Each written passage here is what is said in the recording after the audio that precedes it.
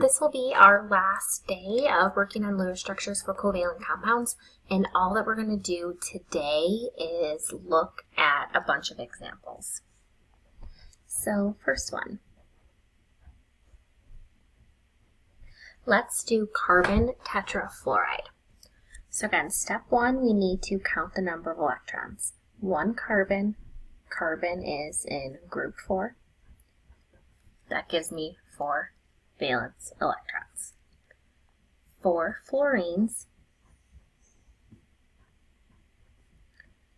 Fluorine is in group 7. That gives me 28 electrons. So when I draw my Lewis structure, I need to place a total of 32 valence electrons. If carbon's in the formula, carbon always goes in the middle. The 4 fluorines will go around the outside.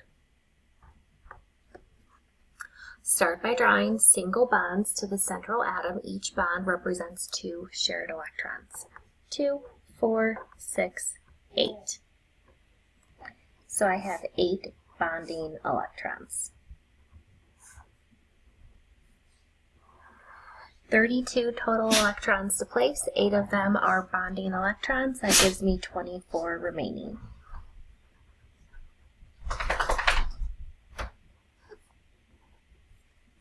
We're going to place the electrons on the more electronegative atom first.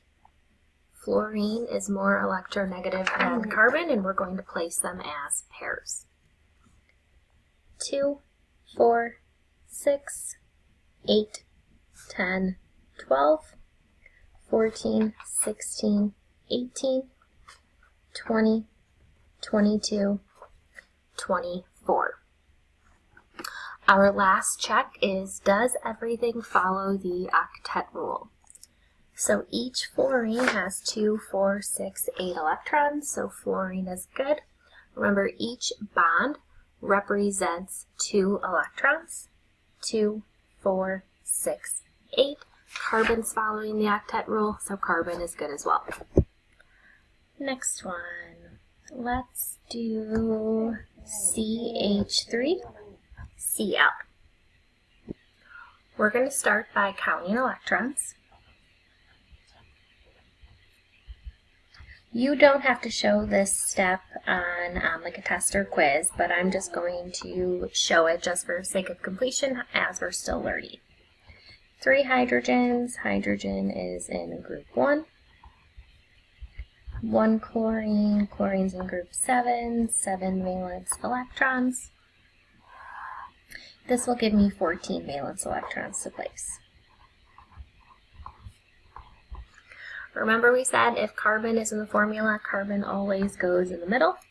And then I'm going to surround that with 3 hydrogens and 1 chlorine.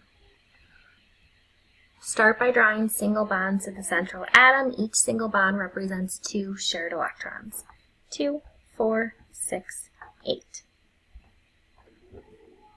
So I have 8 bonding electrons.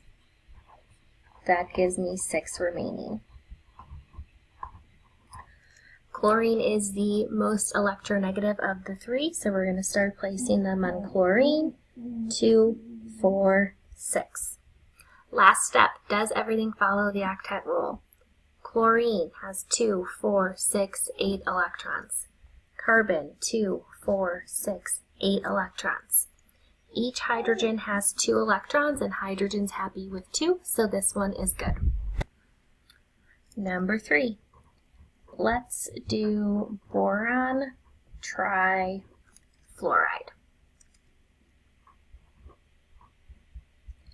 In my formula, I have 1 boron. It is in group 3, so it has 3 valence electrons. 3 fluorines, each having 7 valence electrons. So we have a total of 24 to place.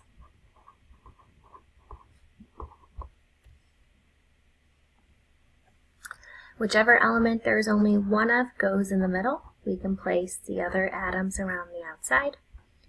Start by drawing single bonds 2, 4, 6 bonding electrons.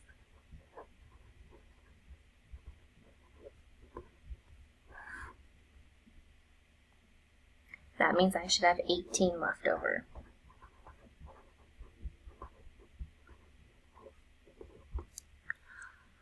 Fluorine is more electronegative. It's actually the most electronegative atom.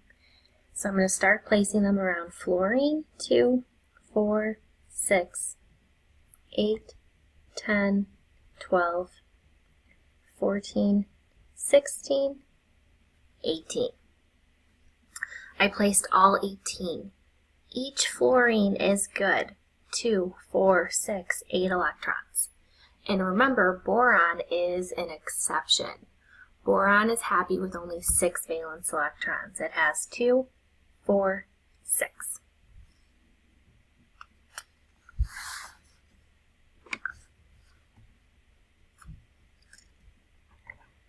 Let's do diatomic nitrogen, N2.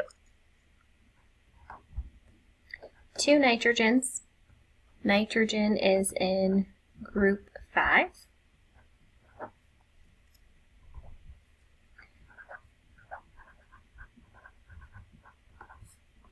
So 10 valence electrons. We're going to start by drawing a single bond, and that single bond represents 2 bonding electrons.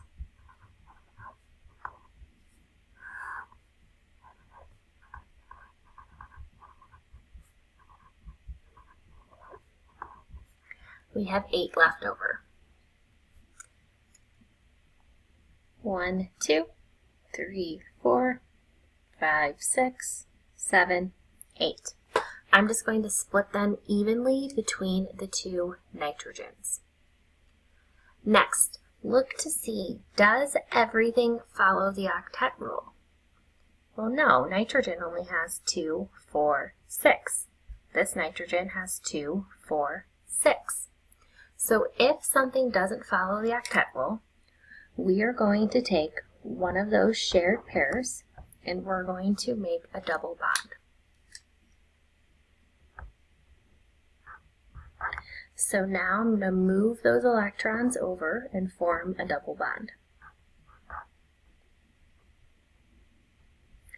Now the nitrogen on the right is following the octet rule. It has 2, 4, 6, 8. But this nitrogen over here, the one on the left, only has 2, 4, 6 electrons.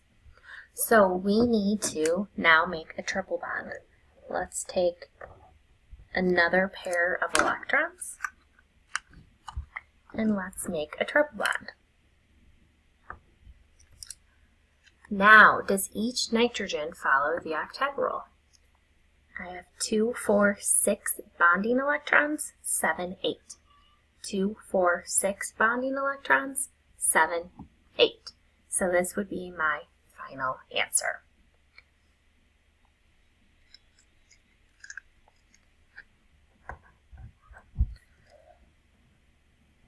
Next, let's do SO2. 1 sulfur. Sulfur is in group 6. In my formula, 2 oxygens. Oxygen is also in group 6.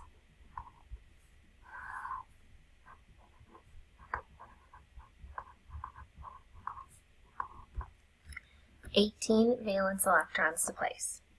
Whichever element there is only one of goes in the middle. Oxygens will go around the outside. Always start by drawing single bonds to the central atom. Each single bond represents 2 shared electrons. 2, 4.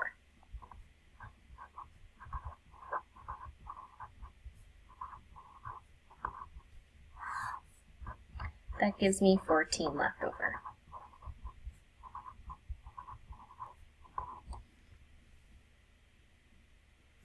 We're going to start by drawing electrons on the most electronegative. Oxygen is more electronegative than sulfur. 2, 4, 6, 8, 10, 12, 14. Does everything follow the octet rule? Oxygens look good, 2, 4, 6, 8, 2, 4, 6, 8, but look at sulfur. Sulfur has 4 bonding electrons, 5, 6. Sulfur only has 6. So again, if we get to this last step and sulfur is not following the octet rule, what we can do is take one of these lone pairs and turn it into a double bond. Let's see if that fixes our problem. So now sulfur is double bonded to oxygen.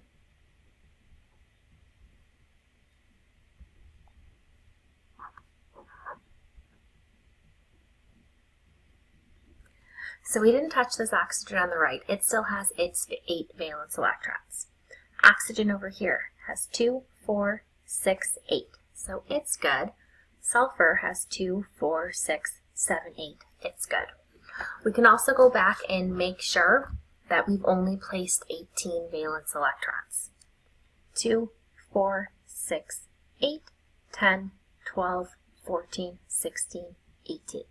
Make sure you're not just adding another pair of electrons. We can't go over that 18. Let's do one more. Let's do sulfur hexafluoride. Start by counting your electrons. 1 sulfur. Sulfur is in group 6. 6 fluorines. Fluorine is in group 7. That gives me 42 electrons. 42 plus 6 gives me 48 valence electrons to place.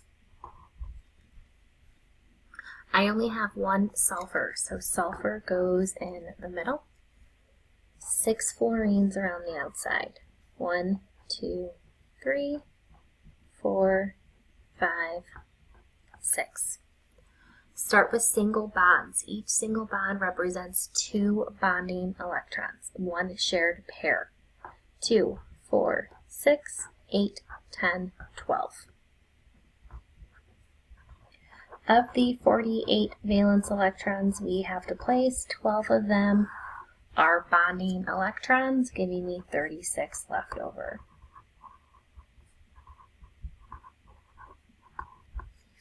Remember, when we get to expanded octets, sulfur has an expanded octet. It has 2, 4, 6, 8, 10, 12 electrons. Start by placing the electrons on the outside atom first, and I have 36 of them to place. 2, 4, 6, 8, 10, 12, 14, 16, 18, 20, 22, 24, 26, 28, 30, 32, 34, 36. I've placed all 36 electrons, so we're good. If I had electrons left over, then you can go back and add them as a lone pair on that central atom.